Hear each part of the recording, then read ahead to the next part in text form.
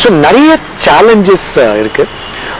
Other இன்னும் ஒரு பெரிய டெவலப்மெண்ட் சொல்லணும்னா, இன்றைக்கு இருக்கிற இளைஞர்களுக்கு இருக்கிற எக்ஸ்போஜர்னு ஒன்று சொல்லுவோம்.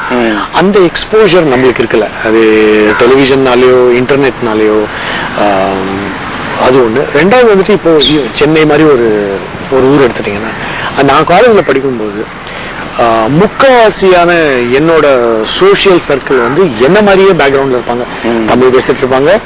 ஒன்னும் தப்புன்னு சொல்ல, பட் அதுதான் எக்ஸ்போஜர். இப்போ இன்னைக்கு பாத்தீங்கன்னா, நீங்க ஒரு திருச்சியில ஒரு காலேஜ் போனீங்கன்னா, ஒரு REC திருச்சிக்கு போனீங்கன்னா கூட நார்த் ஈஸ்ட்ல இருந்து ஒருத்தர் வருவாரு, பெங்கால்ல இருந்து ஒருத்தர் வருவாரு, ஒரிசால இருந்து ஒருத்தர் வராங்க, பாம்பேல இருந்து வராங்க. சோ இன்னொரு கலாச்சாரத்தை பத்தி, இன்னொரு பாஷையை, இன்னொருத்தர் வாழும் விதம், அவர் இந்தியனா இருந்தாலும் அது மாதிரி எக்ஸ்போஜர் இருக்கிறதுனால அது ஒரு பெரிய மூணுன்னே சொல்லுவேன் நான். சோ அவங்களோட ஹொரைசன்ஸ் ரொம்ப வைடனா இருக்கு. இன்றைக்கு வெற்றி பெற்ற தொழிலதிபர்களை பார்க்கிறோம், நிறுவனங்களை பார்க்கிறோம். இதுல வந்து 2 வகை இருக்கு. அதாவது வெற்றி பெற்ற எல்லாருமே MBA கிடையாது, MBA படிச்ச எல்லாரும் வெற்றி பெற்றல. இந்த 2மே உண்மை வந்து. ஆனா உங்க அனுபவத்துல வந்து ஒரு மேனேஜ்மெண்ட் படிப்புங்கிறது எப்படி வளர்ச்சிக்கு உதவுது, அது ஏன் வேணும் அப்படிங்கறத பற்றி சொல்லுங்க. நான் வந்துட்டு பேங்க்ல 6 வருஷம் வேலை பண்ணேன். 6 வருஷம் வேலை பண்ணிட்டு பேங்க்ல அப்போ வந்துட்டு என்னன்னா 65,000 பேங்க் ஆபீசர் இருந்தாங்க. 1 of 65,000 அப்படின்னு சொல்லுவாங்க. அது வேண்டாம், வேற ஏதாவது பண்ணலாம். அப்போ எனக்கு இந்த விளம்பரத்தை ரொம்ப இன்ட்ரெஸ்ட் இருந்தது. சரி, MBA படிச்சேன். MBA என்னை பொறுத்த வரைக்கும் எப்படி டிஃபரன்ஸ் பண்ணித்தனா, இப்போ என்னோட சக்சஸ் வெற்றிக்கு காரணம்னு ஒரு காரணம் என்னால கொடுக்க முடியும்னா அது என்னை பொறுத்த வரைக்கும் அந்த MBA தான். ஏன்னா ஒண்ணு, எனக்கு ஒரு லைன் சேஞ்ச் பண்ண முடிஞ்சது, அதாவது ஃபைனான்ஸ்ல இருந்து மார்க்கெட்டிங்க்கு மாற்ற முடிஞ்சது. ரெண்டாவது வந்துட்டு நான் நிறைய பேருக்கு அட்வைஸ் பண்றது, இன்ஜினியரிங் படிச்சுட்டு இல்ல ஒரு BComஓ BBAஓ படிச்சுட்டு MBA படிச்சா, இப்போ நார்மல் ஸ்டூடெண்ட் டெண்டன்சி வந்து இது வந்து ஒரு 5+2 ஒரு 3+2 வியூ பண்ணுவாங்க. பட் என்னோட கேஸ்ல வந்து நான் வேலை பண்ணதுனால அது இந்த 2 வருஷத்துல எனக்கு வந்து அனுபவங்கள் ரொம்ப டிஃப்ரெண்டா இருந்தது. ஏன்னா என்னால வேலையில இது மாதிரி எல்லாம் நடக்குது, அதால ரிலேட் பண்ண முடிஞ்சு லேர்னிங் ரொம்ப குயிக்கா நடந்தது. ஸோ MBA பொறுத்த வரைக்கும் அதான் சொல்லுவாங்க, good person coming out of MBA with an MBA can be a very good person. A bad person coming out with an MBA will be a disastrous person. அதனால நிறைய பேர் MBA படிச்சா ஆட்டோமேட்டிக்கா அவங்க வெற்றி பெறுவாங்கன்னு சொல்றதுக்கு இல்ல. பட் புட்சால்தனமா அதை வந்து நம்ம இது ஒரு படிப்பு, இது வாழ்க்கை முதல் படி. சில பேர் என்ன நினைச்சாங்க, MBA படிச்சா அவங்களுக்கு எல்லாம் தெரியும், இதுல ஒன்றும் பெரிய வித்தை இல்லை, நாங்க எல்லா சப்ஜெக்டும் படிச்சுட்டோம். பட் என்னதான் இருந்தாலும் வாழ்க்கைன்றது தானே முக்கியமான கல்வி. அதை யூஸ் பண்றதுதான் பெரிய அட்வான்டேஜ். அதுல நான் கொஞ்சம் ஃபார்ச்சுனேட்டா இருந்திருக்கேன். அந்த வகையில ஒரு இந்த MBAங்கிறது அந்த படிப்பு கல்வியை தாண்டி நம்மளோட ஒட்டுமொத்த ஆளுமையை வளர்த்துக்கிறதுக்கு எப்படி உதவுதுங்கிற சொல்லலாம். அதாவது என்னன்னா, ஒன்று ஆக்சுவலா அந்த இங்கிலீஷ்ல சொல்லுவாங்க, your attitude determines your altitude. எவ்வளவு நம்ம சக்சஸ்ஃபுல்லா இருக்க போறோம்ன்றது நம்ம ஆட்டிடியூட பொறுத்து இருக்கு. அதுல வந்துட்டு என்ன பொறுத்த வரைக்கும் இந்த MBAல என்ன ஆச்சுன்னா, நான் நல்லா படிச்சா பெரிய பிஸ்தாதான் அப்படின்னு நினைச்சிருந்தேன். கிளாஸ் இதுல ரேங்கிங்ல நல்லா வாங்கிட்டு தான் நம்ம போய் IIMல போய் சேர்ந்தோம். பட் அந்த கிளாஸ்ல 80 பேர் இருக்காங்க, நம்மளை விட பெரிய ராஜாவா இருக்கிறாங்க, அவங்க ஒவ்வொன்றுக்கும் ஒரு எக்ஸ்பர்ட்டா இருக்காங்க. சோ அது எனக்கு முக்கியமா கற்றுக் கொடுத்தது என்னன்னா, அந்த ஹியூமிலிட்டின்னு தான் சொல்லலாம். அதாவது இவ்வளவு இன்டெலிஜென்ட் பீப்புள் இருக்காங்க, அவங்க கிட்ட இருந்து நம்ம என்ன கத்துக்க முடியும். சோ அது ஒரு பெரிய விஷயமா இருக்கு. ரெண்டாவது வந்து இந்த நெட்வொர்க்கிங்னு ஒன்று சொல்லுவாங்க. அதாவது நான் இன்னைக்கு உங்களை மீட் பண்ணேன்னா நாளைக்கு உங்களோட டச்ல இருக்கணும். அது ஏன் நாட், அதாவது உங்களை யூஸ் பண்றதுக்கோ அட்வான்டேஜ் எடுத்துக்கிறதுக்கோ இல்ல. ஒரு நெட்வொர்க்குங்கிறது லாங் டேர்ம் ரிலேஷன்ஷிப். நாளைக்கு இப்போ உங்க பையனுக்கு வந்து ஏதாவது ஒரு இடத்துல இன்டர்வியூக்கு போறான், எனக்கு யாரோ தெரியும், நான் கண்டிப்பா பேசுவேன். இது வெதர் உங்களால பெனிஃபிட் வருதோ பெனிஃபிட் வரலையோ. அது மாதிரி நான் இப்ப வந்துட்டு IIMல இருக்கிறவங்களோட முக்காவாசி பேரோட கான்டாக்ட்ல வச்சிருக்கேன். இன்ஃபேக்ட் நான் அலுமினி பிரசிடென்ட்டாக இருந்திருக்கேன். இப்போ வந்துட்டு எவ்ரி இயர் எங்க பேட்ச்ல இருந்து மீட் பண்ணுவாங்க. இது 29வது வருஷம், அடுத்த வருஷம் பெரிய பேட்ச் இருக்கு. அதுக்கு ப்ரிப்பரேட்டரி அந்த வருஷம் 35 பேர் பூனால இந்த வீக்கெண்ட் மீட் பண்றாங்க. ஸோ அது ரிலேஷன்ஷிப்பை பில்ட் பண்ணாதான் வரும். சும்மா வந்துட்டு நம்மளுக்கு ஏதாவது வேணுங்கிற டைம்ல போக முடியாது.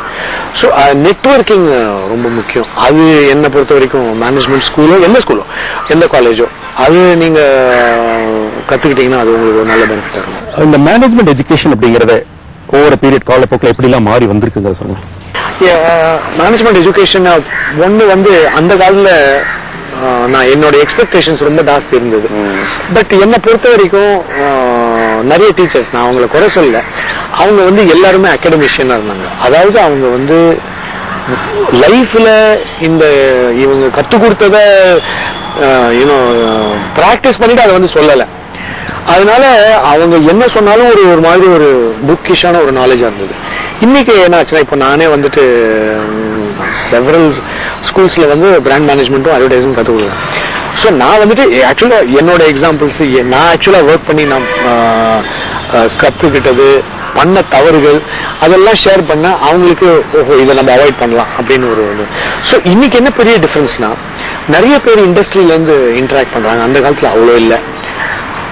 இன்னொரு முக்கியமான விஷயம் என்னன்னா டெக்னாலஜி தான். இன்னைக்கு வந்து இன்டர்நெட். ஃபார் எக்ஸாம்பிள் இப்ப நான் வந்துட்டு ஒரு பெரிய காலேஜ்ல ஐஐஎம்லயோ ஐஎஸ்பிலயோ கிளாஸ் எடுக்கும்போது ஏதாவது ஒன்று சொன்னா பசங்க வந்து ஆன்லைனா இருக்காங்க. நீங்க சொல்ற ஸ்டேட்மெண்ட் உடனே ஆன்லைன் போய் வெரிஃபை பண்றாங்க. கிளாஸ் நடக்கும் போதே தப்பா சொல்லிட்டீங்கன்னா நீங்க என்ன எப்படி சொல்றீங்க, நெட்ல எப்படி இருக்குன்னு சொல்றாங்க. அதாவது ஸோ டீச்சர் ஆல்சோ அவங்க வந்து அலர்ட்டா ஃபுல்லா ப்ரிப்பேர்டா they have to give their best. So ஏன்னா ஸ்டூடெண்ட்ஸும் ரொம்ப பிரைட் ஆகும், ரொம்ப எக்ஸ்போஜர் ஜாஸ்தி, நல்ல இன்டெலிஜென்ட்டா வராங்க. ஸோ அது ஒரு பெரிய, என்ன பொறுத்த வரைக்கும் அது ஒரு பெரிய டிஃபரன்ஸ். இன்னும் என்ன மாறணும் அப்படின்னு நினைக்கிறீங்க? இன்னும் மாறணும்னா எனக்கு பொறுத்த வரைக்கும் இன்னும் கொஞ்சம் வெஸ்டர்ன் ஸ்டைல் என்ன தப்பா சொல்லணும். பட் இப்ப யூஎஸ் யூனிவர்சிட்டியில பாத்தீங்கன்னா அண்டர் கிராஜுவேட்ல இருந்து அவங்க வந்து ப்ராஜெக்ட் பண்ணி இண்டிபெண்டா இண்டிவிஜுவலா ஒர்க் பண்ண ஒரு ஆப்பர்ச்சுனிட்டி கொடுக்குறாங்க. நம்ம சிஸ்டம் என்னன்னா இன்னும் வந்து எக்ஸாம் ஓரியன்டாவோ மார்க்ஸ் ஓரியன்டா. ஃபார் எக்ஸாம்பிள் நீங்க பாத்தீங்கன்னா பெரிய கம்பெனி எல்லாம் இன்னும் வந்துட்டு சிஜிபிஏ, அதாவது அவங்களோட மார்க்ஸ் ஹையஸ்டா இருந்தா தான் டே 0 இன்டர்வியூக்கு கூப்பிடுறாங்க. என்ன பொறுத்த வரைக்கும் நிறைய இன்டெலிஜென்ட் ஸ்டூடெண்ட்ஸ் வந்து மார்க்ஸ் வாங்காம இருக்கலாம், பட் வேலையை பொறுத்த வரைக்கும் அவங்க வந்து ரொம்ப சக்சஸ்ஃபுல்லா இருக்கலாம்.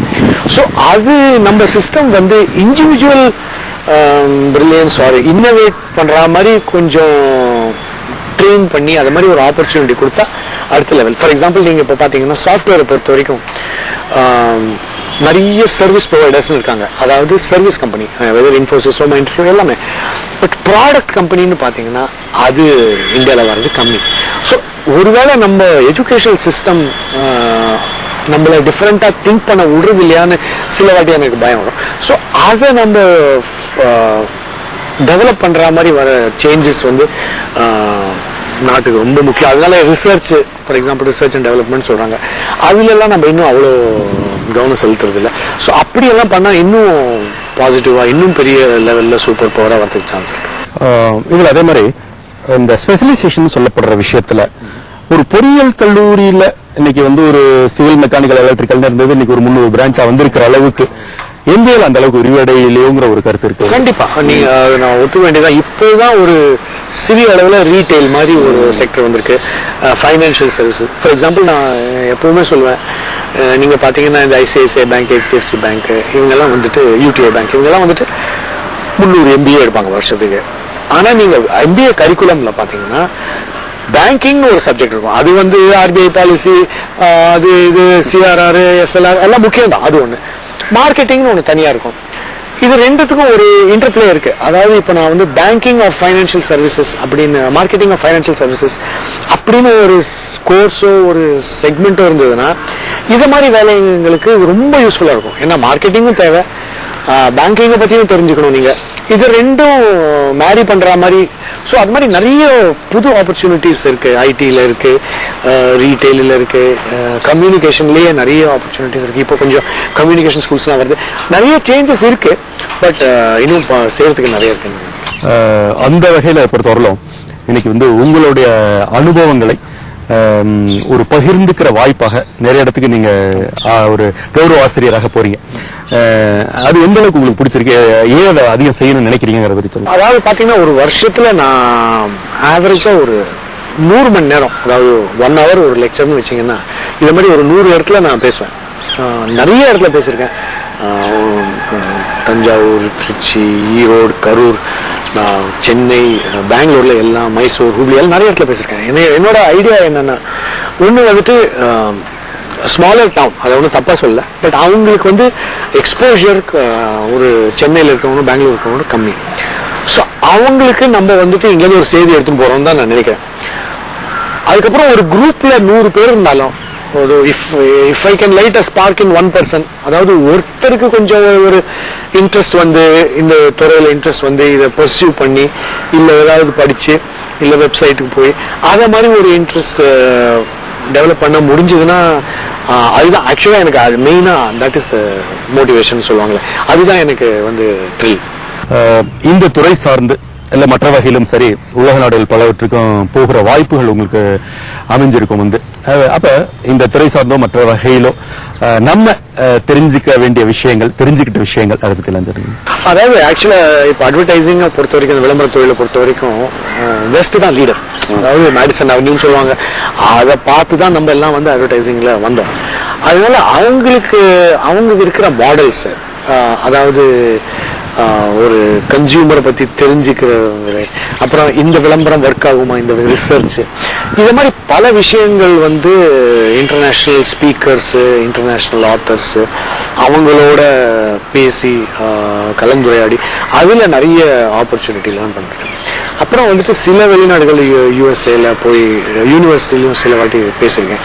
அப்போ பார்க்கும்போது நம்ம இந்தியன் ஆடியன்ஸுக்கு பேசுறது ஒரு விதம், இன்டர்நேஷனல் ஆடியன்ஸுக்கு பேசுறது ஒரு விதம். ஒரு இப்போ 2 வருஷம் முன்னாடி கார்னல்ல ஒரு லெக்சர் கொடுத்தேன்.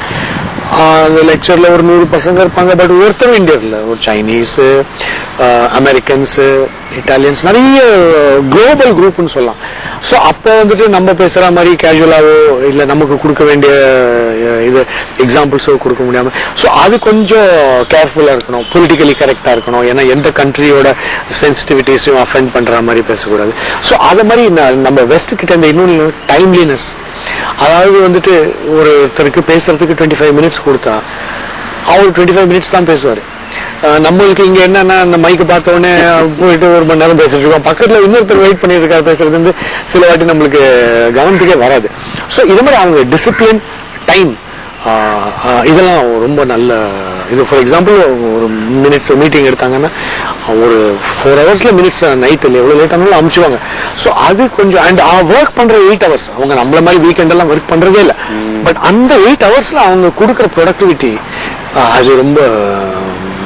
அந்த மாதிரி வெளிநாடுகள்ல வந்து மாணவர்களோட இன்டராக்ஷன் எந்த அளவுல இருக்கு? அவங்க வந்து இன்டராக்ஷன்ஸ் வந்து ரொம்ப ஹையா இருக்குன்னு சொல்லுவோம். ஏன்னா வந்துட்டு ஒருவேளை நான் போன இன்ஸ்டிடியூட்ஸ் கொஞ்சம் பெட்டர் இன்ஸ்டிடியூட்ஸா இருக்கலாம். ரெண்டாவது வந்துட்டு அவங்க வந்து நிறைய பேர் அவங்களே கடன் வாங்கி படிக்கிறாங்க, அண்டர் கிராஜுவேட் கூட. ஏன்னா நீங்க பாத்தீங்கன்னா நிறைய குடும்பங்கள்ல வெஸ்டர்ன் இதுல 18 வயசு 16 வயசுல காலேஜை பொறுத்த வரைக்கும் அவங்க பசங்க தனியா தான் இருக்காங்க. சம்டைம்ஸ் பேரண்ட்ஸ் பே பண்றாங்க, சம்டைம்ஸ் அவங்களே பே பண்றாங்க. இன்னொன்னு வந்து மேனேஜ்மெண்ட் ஸ்கூல்ல அங்க வந்து நிறைய பேர் 2 வருஷம் வேலை பண்ணிட்டு வந்து வேலை பண்றாங்க, படிக்கிறாங்க. ஸோ அவங்க இன்ட்ரெஸ்ட் லெவல் ரொம்ப ஜாஸ்தி. இங்கே வந்து ஐஏஎம்ல கூட விசிட்டிங் ஃப்ரம் வேரியஸ் காலேஜஸ் நியூயார்க்ல இருந்து வருவாங்க. இப்போ வந்து ஜெர்மனில இருந்து ஒரு குரூப் நான் பேசினேன். நிறைய பேர் ரொம்ப சீனியரா, ஒரு 25-30 வயசு கூட இருக்கும்.